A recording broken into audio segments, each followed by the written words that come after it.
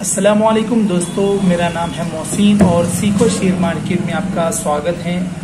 आज का हमारा जो वीडियो है वो शक्ति पंप के ऊपर, जो एनएससी का एक स्टॉक है जिसका नाम है शक्ति पंप। इस स्टॉक को हमने टेलीग्राम पर आज बाई करने के लिए बोला है। क्यों उसको बाई करना चाहिए? ये एक रिस्की स्टॉक्स है, फिर भी हमने दिया है नॉर्मल स्टॉप लॉस के साथ।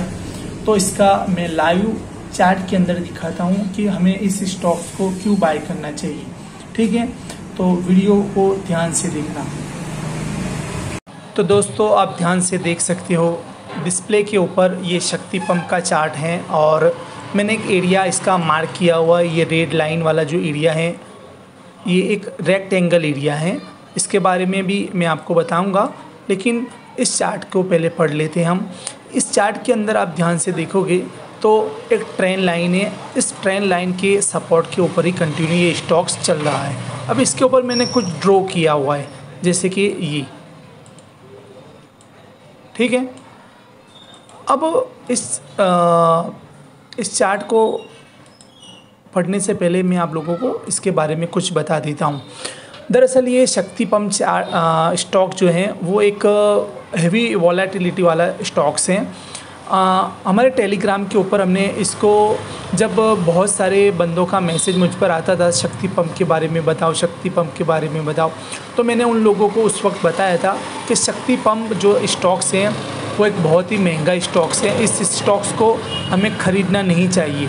लेकिन फिर भी उसके अंदर मूवमेंट इतनी आती थी तो बहुत सारे बंदों ने इसको ख़रीद लिया था। अब पता नहीं उन लोगों ने निकाला कि नहीं निकाला। अब मैं इसको क्यों मना कर रहा था कि इसको ख़रीदना नहीं चाहिए, क्योंकि एक्चुअली में ये स्टॉक जो है 1000 की प्राइस पर चल रहा था और लोगों को अट्रैक्शन दे रहा था। लेकिन इसकी ओरिजिनल जो प्राइस है ना वो 4000 प्लस है। इस स्टॉक्स को कंपनी वालों ने क्या किया कि स्प्लिट करके गुनिया 4 कर दिया और 1/4 करके उसको 1000 प्राइस कर दी। यानी जो 1000 का स्टॉक्स आप देख रहे हो वो एक्चुअली 1000 वाला नहीं है, वो जो है सिर्फ़ और सिर्फ 4000 वाला है।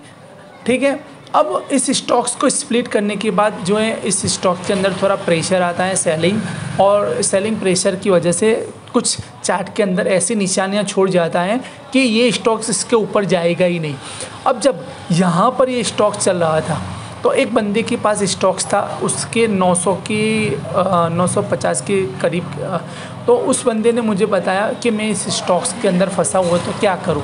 मैंने उसको बोला जब तक 1020 1040 के ऊपर उसका एक अच्छा क्लोजिंग नहीं आता तब तक इस स्टॉक में नहीं जाना चाहिए। अब क्यों नहीं जाना चाहिए? इसलिए कि ये स्टॉक जो है ऊपर से एक सेलिंग प्रेशर दी गया, और सेलिंग प्रेशर देने के बाद यहाँ पर आप देख सकते हैं इसने एक बड़ी सी स्पाइक लगाई है। ठीक है, तो इस स्पाइक के ऊपर ये स्टॉक्स नहीं जाता क्योंकि यहाँ पर एक सेलिंग, हेवी सेलिंग आया था, और उस सेलिंग की वजह से जो ये प्राइस जो है उसके ऊपर नहीं जा रही। अब देखोगे आप ध्यान से कि इसी एरिया के अंदर ये स्टॉक्स चल रहा है। इस एरिया में जब भी नीचे आता है, यहाँ पर एक बार आया, पुराना ऑर्डर ब्लॉक लिया, देख सकते हो इसका पुराना चार्ट ये है। यहाँ पर ये आया, यहाँ से इसने ऑर्डर ब्लॉक लिया और वापस जो है स्टॉक्स क्या कर गया, ऊपर की दिशा में गया। लेकिन जब ऊपर की दिशा में ऐसे गया तो इसी एरिया से वापस रिजेक्ट होकर नीचे आया, और जब वापस नीचे आने के बाद नीचे से वापस उसने बाइंग की शुरुआत की तो वापस इसी एरिया में डबल टॉप करके वापस क्या हुआ, नीचे की साइड आ गया। और जब वापस नीचे आ रहा है तो इस ट्रेन लाइन को भी ब्रेक कर दिया।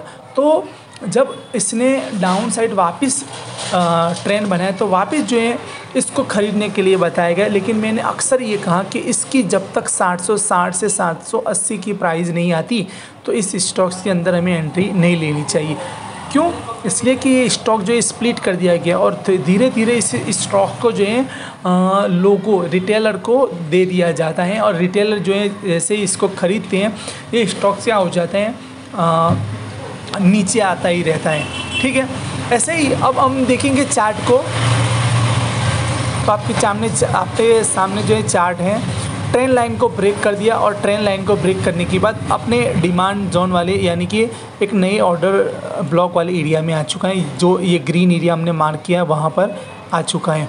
अब इस ग्रीन वाले एरिया में जैसे ही आया है तो आज हमने बताया कि इस स्टॉक को कल परसों जितना भी नीचे मिले उसको बाय कीजिए। क्यों? एक अपॉर्चुनिटी ऐसी है कि अगर ये यहाँ से वापस मुड़ता है तो इतना ऊपर आ सकता है। ये हमने ब्लैक लाइन ड्रॉ करके रखा है, ट्रेंड लाइन का सपोर्ट लेने आएगा। यहाँ तक हमें 100-150 रुपये अगर मिल जाती हैं तो इसको प्रॉफिट बुक कर लेना है। जब ट्रेंड लाइन को ब्रेक करने के बाद हमें ऐसा एविडेंस मिल जाएगा कि इसके अंदर हैवी बाइंग आया है, तो फिर हम जो है ऊपर तक यानी 1000 प्लस यानी 1020 जो उसका एक रेक्टेंगल एरिया है वहाँ तक जा सकता है। लेकिन भरोसा नहीं करना है, हमें सिर्फ यहाँ से एक स्विंग ट्रेडिंग की तरह ही हमें इसको पकड़ना है, तभी और प्रॉफिट लेके निकल जाना है। क्यों? इसलिए कि ये स्टॉक बहुत महंगा है। एक्चुअली में इसकी जो प्राइस है हमें 300 तक होनी चाहिए। इस स्टॉक्स को हमको 300 पर ही पकड़ना है। क्यों? इस स्टॉक को जो है सर्किट लगवा कर ऊपर भेजा गया है। ये स्टॉक जो है इतनी प्राइस पर नहीं खरीदना चाहिए, ठीक है, क्योंकि इस स्टॉक के बारे में बहुत प्रोमोटिंग किया गया और बहुत बाइंग करवाया गया था और 70 रुपये वाला स्टॉक जो है 4000 के ऊपर चला गया। तो इस स्टॉक के ऊपर हमें भरोसा भी नहीं करना है। सिर्फ स्विंग ट्रेडिंग की तरह इसको जो है 100-150 रुपये मिल जाए लेकिन निकल जाओ फटाफट ठुर, ठीक है। तो इस स्टॉक को अगर ख़रीदना है तो कल परसों आपको इस एरिया में, ये जो ग्रीन एरिया हमने मार्क किया है उस एरिया से कहीं अच्छा एविडेंस देखो और फिर बाय करो। और नीचे उसका स्टॉप लॉस रखना, रिस्क नहीं लेना है। अगर डाउटफुल थोड़ा सा भी लगता है इसको एग्जिट करके भाग जाओ, ओके। तो वीडियो अगर अच्छा लगा हो तो लाइक ज़रूर करना और ज़्यादा से ज़्यादा इसको शेयर भी करना, ओके। हमें सपोर्ट भी करे।